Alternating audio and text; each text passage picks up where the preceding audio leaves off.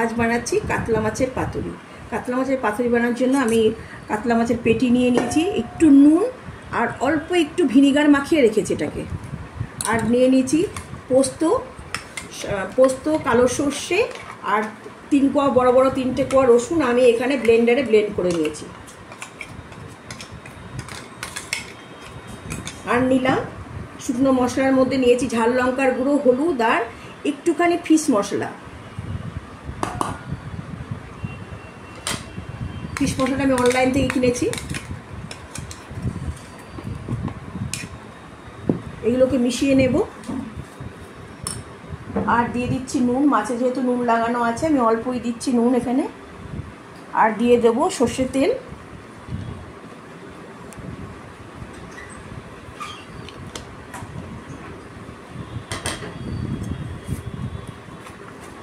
এটাকে মিক্স করে নিয়েছি আমি।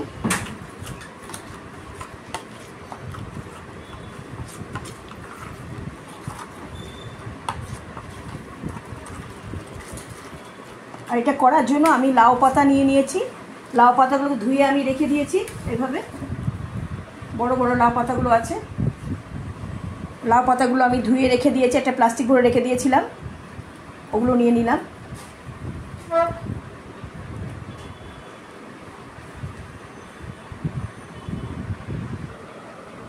আমি মশলাটাকে এইভাবে সর্ষে তেল দিয়ে সব দিয়ে আমি এভাবে করে নিয়েছি। লাউ পাতা নিয়ে নিলাম।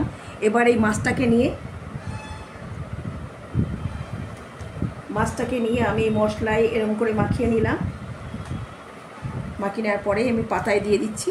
পাতাগুলো খুব সুন্দর, লাউ শাকের পাতাগুলো বড় বড় আছে। এরকম মশলা দিয়ে দিলাম। দিয়ে দেবো একটা কাঁচা লঙ্কা দিয়ে দিলাম।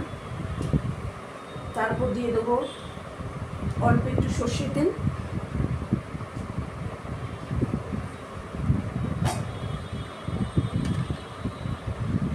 তারপরে পাতাটাকে আমি মুড়িয়ে নেবো এইভাবে। পাতাগুলো বড় বড় আছে, একটাতেই হয়ে যাচ্ছে। সুন্দর পাতাগুলো। তবু আমি আরেকটা দিলাম, মিডিয়াম সাইজের পাতা দিচ্ছি আরেকটা।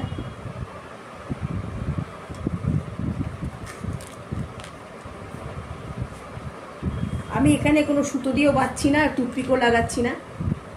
আমি এই সাইডটায় একটুখানি বেসন গুলে রেখেছি নুন দিয়ে, অল্প একটু এই 5টা বেসন দিয়ে ঠিক এরকম করে দিচ্ছি। এখানে বেসনের সাথে এই পাতাটা আটকে যাবে, কারণ যেহেতু পাতাটা পাতুরি ভাজা হয়ে যাবে, পাতাটা খাওয়া যাবে, লাউয়ের পাতা।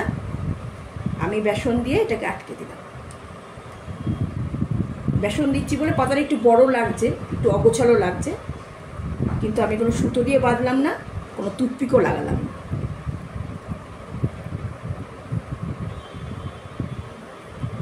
এই যে এইভাবে রাখলাম আমি, একটা আমার হয়ে গেল। ঠিক এইভাবে সব কটা করে নেব। ঠিক এরমভাবে ঘুরে নিয়েছি। একটু বড় বড় দেখতে লাগছে, কারণ আমি এখানে সুতো দিয়েও বাঁধিনি, কোনো টুথপিকও লাগাইনি। এবার প্যানের মধ্যে তেল গরম করেছি, অল্প একটু সর্ষের তেল দিয়েছি। এবার আমি মাছগুলোকে এইভাবে মানে পাতার উল্টো দিকটা যেখানে বেসন লাগিয়েছিলাম ওই দিকটা আমি আগে দিচ্ছি, তাহলে ওটা সেট হয়ে যাবে যখন ভাজা হবে। এই যে প্রত্যেকটা আমি এইভাবে, আমি 3টেই করেছি, এইভাবে দিয়ে দিলাম। কারণ আমি টুথপিকটিকে লাগাইনি, সুতো বাঁধিনি, কারণ এই লাউ পাতাটা ভাজা হয়ে যাবে, ওটা খাওয়া হয়ে যাবে।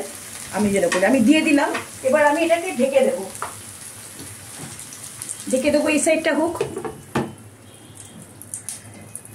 আমি ঢাকনাটা খুলে নেব। এবার উল্টে দিচ্ছি।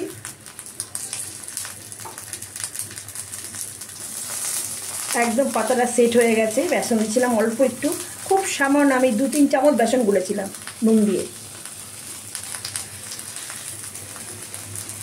এইভাবে এইগুলো উল্টে দিচ্ছি। আবার এই পাশটা হবে, উল্টে পাল্টে আমি এটাকে করে নেব। ননস্টিকের প্যান তো, খুব সামান্য আমি তেল দিয়েছি, একটু মাস্টার্ড দিয়েছি। এবার এই পাশটাও ঢেকে দেবো। খুলে নিলাম। হ্যাঁ, এক সাইড তো হয়ে গেছিলো, আমি আবার এই সাইডটা উল্টে দিলাম।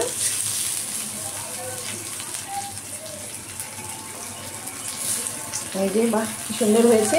পাতাগুলো ছোটো ছোটো হয়ে, প্রথমে একটু বড় বড় লাগছিল, যেহেতু আমি সুতো দিয়ে বাঁধিনি। খাবো তো, খাওয়ার সময় সুতো ফুতো খুলতেও ভালো লাগে না, তারপরে টুথপিকটাও তো কেমন লাগে। আমি জাস্ট একটু বেসন দিয়ে ওই নুন দিয়ে মেখে ওই মুখটাকে লাউ পাতার এই দুটো মুখ জোড়া করে দিলাম। কি সুন্দর হয়েছে, দুদিকটা আমার হয়ে গেছে। এবার আমি গ্যাসটা বন্ধ করে দেবো। রেডি আমার কাতলা মাছের পাতুরি হয়ে গেছে, নামিয়ে নেব। আপনাদের আমি একটা ভেঙে দেখাবো খুলে।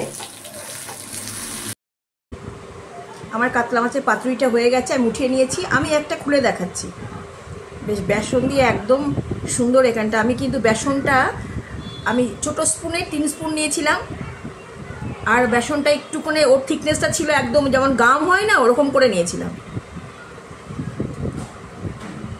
বাহ, এটা খুব সুন্দর হয়েছে। মাছটা পুরো একদম ইয়ে হয়ে গেছে, খুব সুন্দর হয়েছে। এরকম করে খেয়ে দেখবেন, ভালো লাগলে লাইক কমেন্ট শেয়ার করে দেবেন। সুস্থ থাকবেন, ভালো থাকবেন, ধন্যবাদ।